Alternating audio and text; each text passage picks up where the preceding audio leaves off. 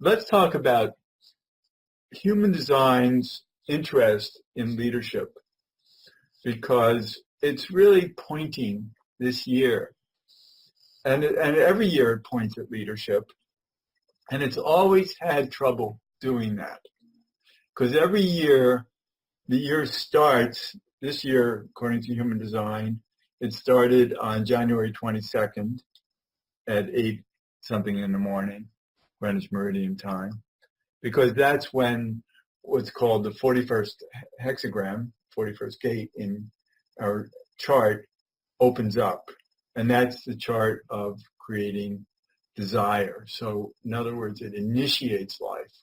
So we're initiating this year on that at that moment. And then it points to all of the variables of the year. But the top four traits always have to be the same. And that's how we know we're in the same, that it's correct every year. Also that we have this one trait that is it's at the earth sign, which has to do with our foundation, and it has to do with leadership,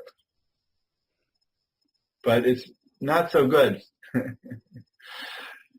Natalie, you want to explain that? Well, since this is the same flavor every year, it's kind of like turning the dial to get to the beginning.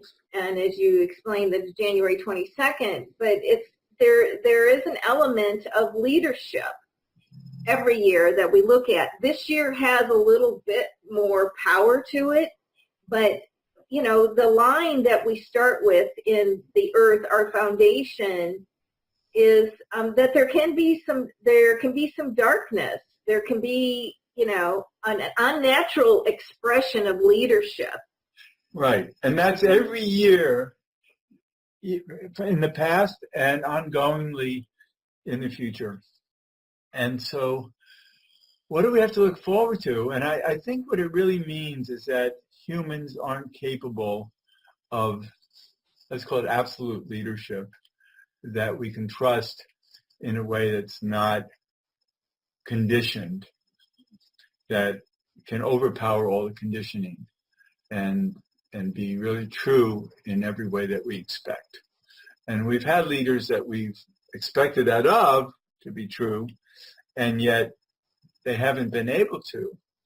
Maybe they've wanted to be true, but humanity is so corrupt still, and hopefully less and less going forward, that leadership really can't exist in its own right honorably enough without all kinds of compromises and things going on around it that are threatening.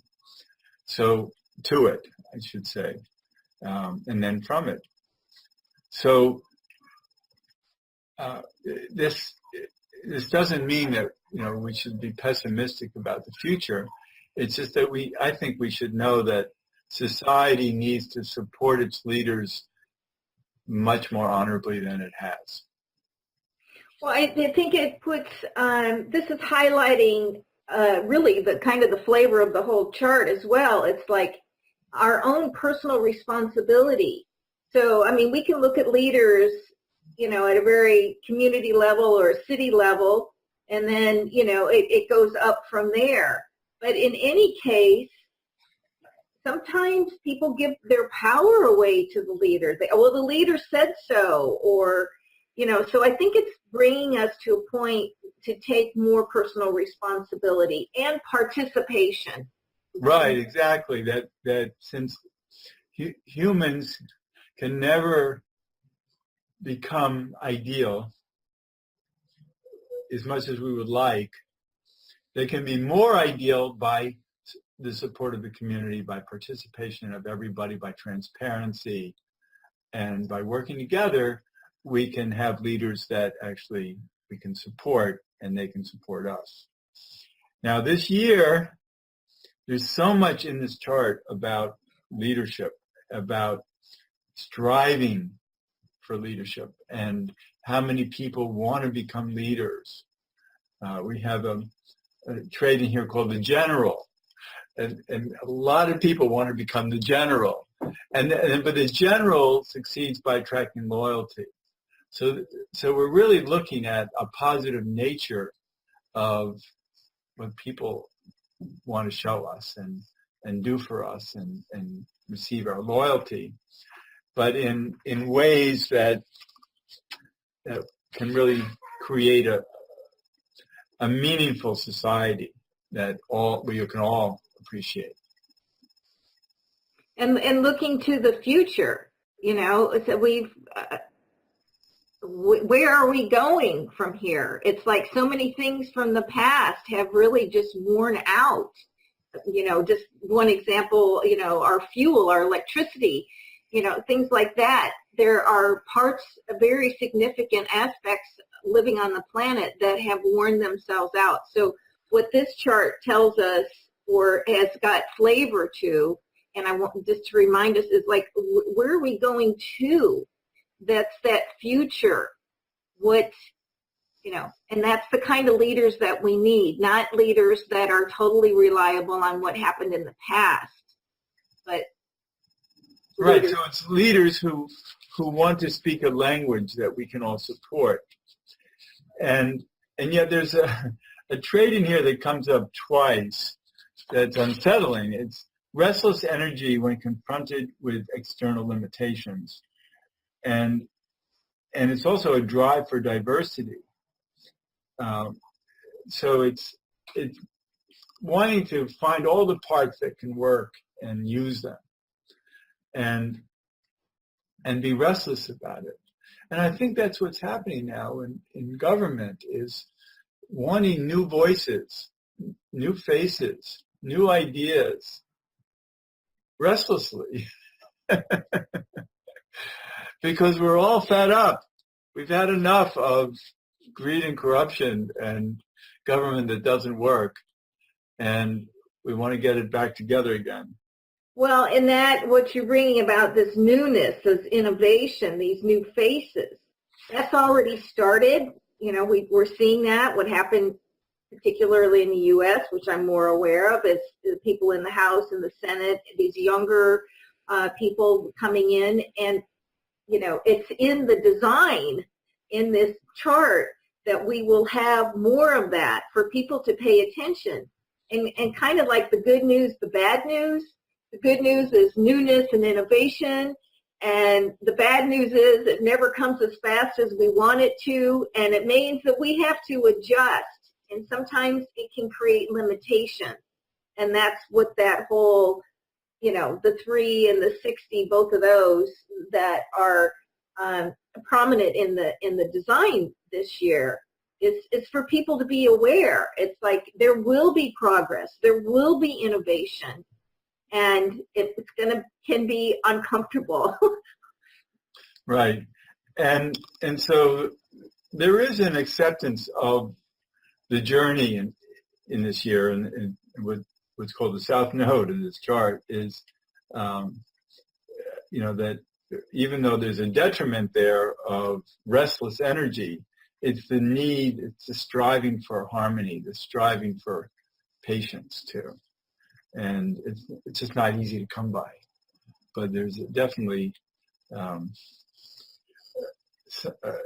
we want to express ourselves in as comfortable a way as possible. The Jupiter is a planet that has to do with abundance and expansion, and for that there's the trait of waiting as an aspect of enlightenment, the power to be calm and find our place in the flow. So there is going to be a very strong energy that will guide us in our expansion of calm and patience and acceptance. Yeah, that's Venus. Venus, is going to be our saving grace. I just love the word waiting as an aspect of enlightenment. Right. The 5th gate on the 5th line. I hope people hear that inserting a pause from time to time is going to be one of our coping mechanisms at the best. But it comes up twice. It comes up in Venus, and that has to do with our community right together. But then it comes up in Jupiter again. So it's repeated. Oh, yeah, it is. Both of that 5-5 twice. I only saw it on, yes, exactly. So it's wonderful that we have this strength in there. And not only that, but on the other side, the unconscious side of Jupiter, I know we're talking about things that people don't understand about conscious, unconscious, or, and even the different planets and these hexagram lines. But these are just windows to these particular definitions that tell us. It's the definitions that we're interested in, not so much the mechanics of it that get us there, which those of us who know human design use. So I want to get to this Jupiter trait, is that we're going to be, the unconscious Jupiter is always the secret to abundance in our lives and in our world. And this has to do with the concentration on establishing a strong foundation. So not only are we going to be interested in change, looking for leaders, and leaders looking for us to work together, but we're going to be doing it in ways that are manageable, that have a good purpose, and the purpose is creating a strong foundation. But it's a foundation to move us forward with higher principles. And that's something that I don't think we've had before. You know, we've had governments that are trying to create a strong foundation just to be able to keep on, hurting us. And just to add on to that concept of the chart overall, there's something that tells us through the lines that it is a very foundational year. So that's, in the micro and the macro, in each person's life, like what foundations need to be put into place, or really get into the basics. I'm looking at how many first lines there are in the design. Right. Which gives us an overall flavor of the theme that you were talking about, foundation. Just wanted to add that in there. That right. it's really important this year.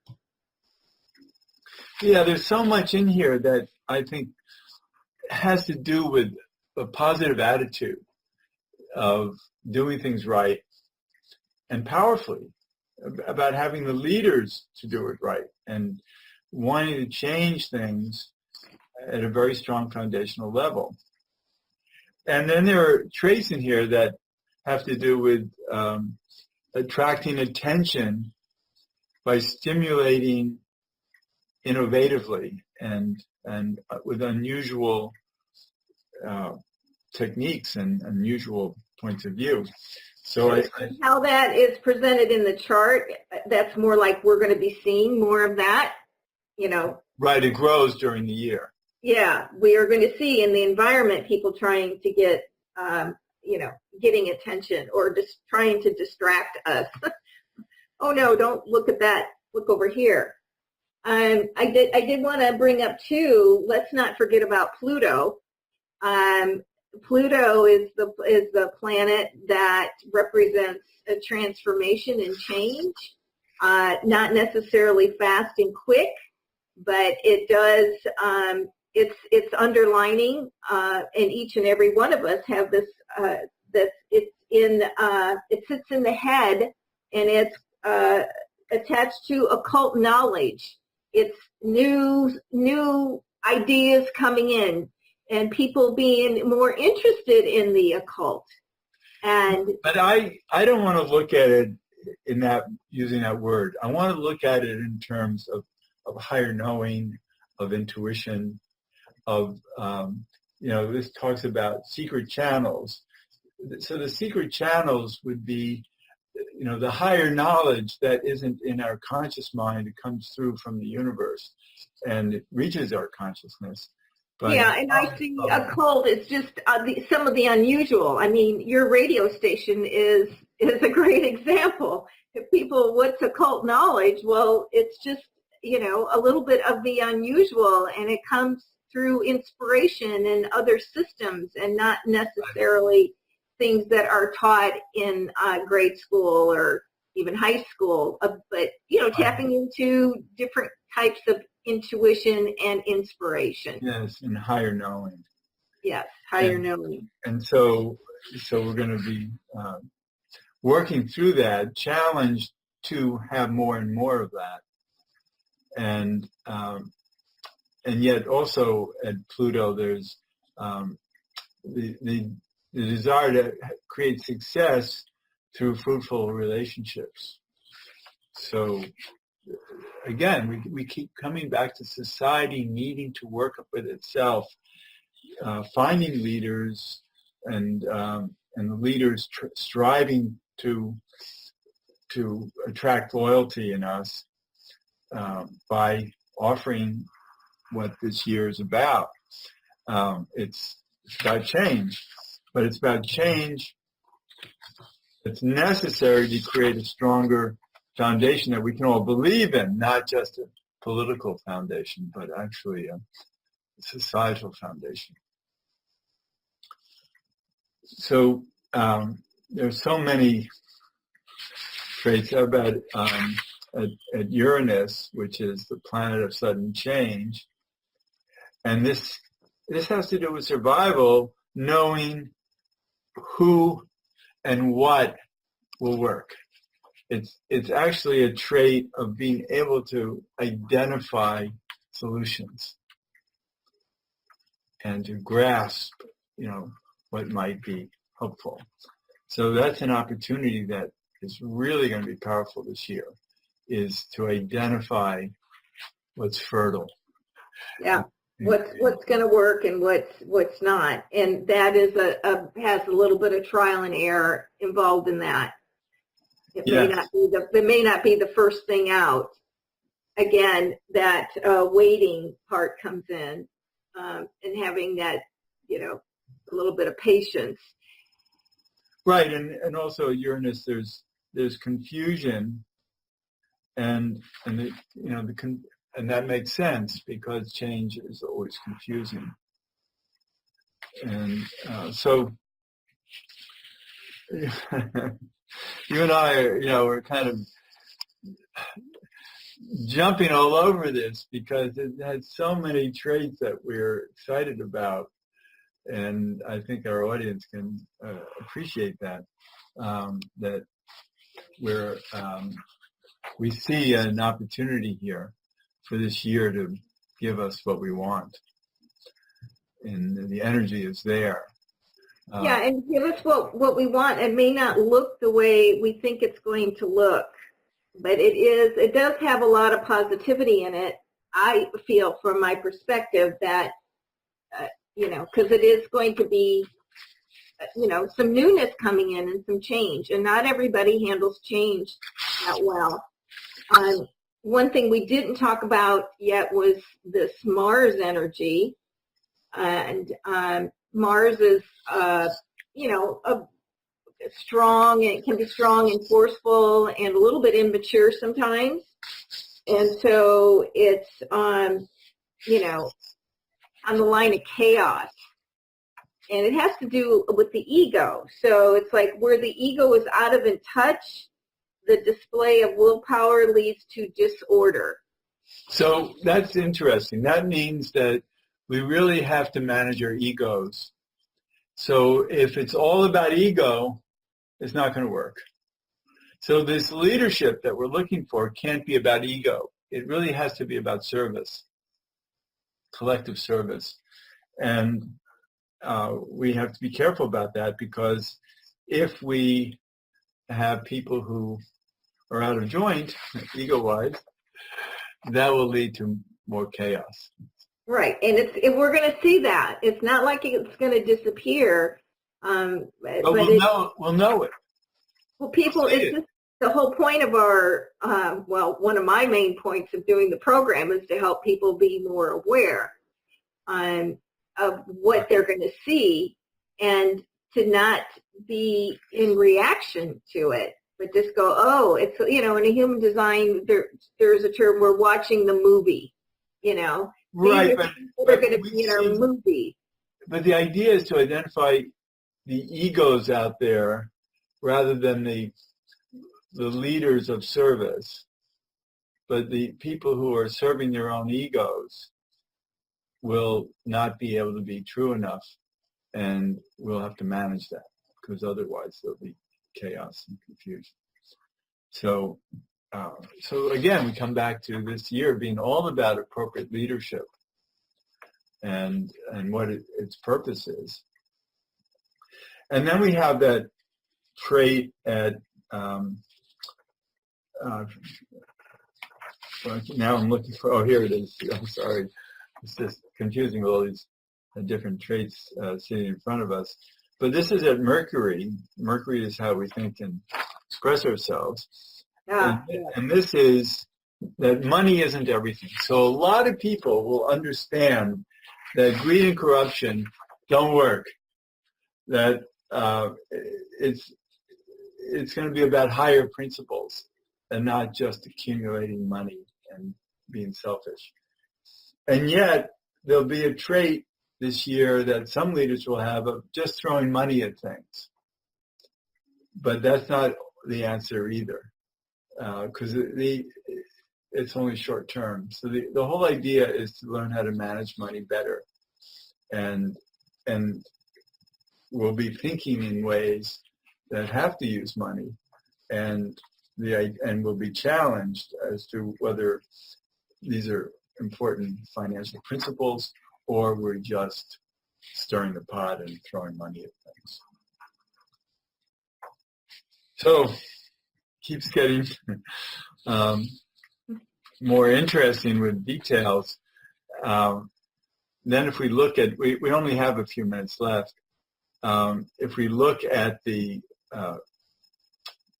chakra template, the body graph of this chart, which our radio audience can't see, but you and I are interpreting it, we see that we're always going to be challenged this year by seeing the limitations and doing our best to find answers for that.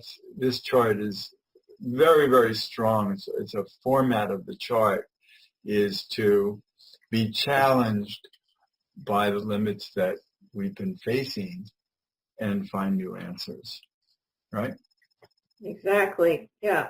And working hard. We have the 14th gate in there, which is the energy to really apply ourselves. And we see that going into this year, there's so much energy of change and people working hard to lead us forward. And that's what this is about. So it's beautiful. And then we have a channel in there called struggle, but it's struggle for a purpose. It's struggle. It's an energy that we're willing to enter into.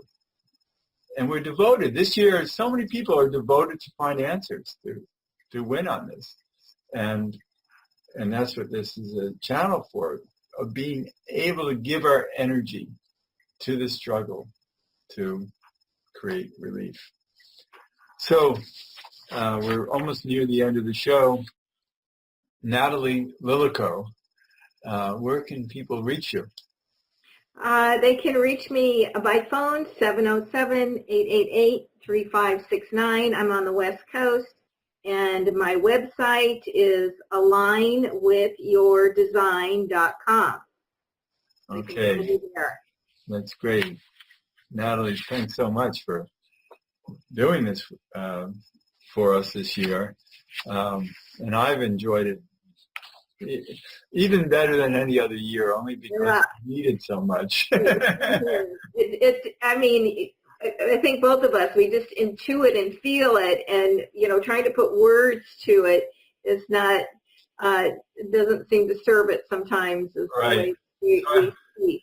I hope our audience has kept up with the hodgepodge of all of this information that we've been talking about in the last half hour. And so I want to again thank you, Nattalee, for being here. And this is Peter Roth, your host of Energy Stew at prn.fm. I can be reached at peter@heartriver, HEART river.org. I'd love to hear from you, and thanks so much for listening.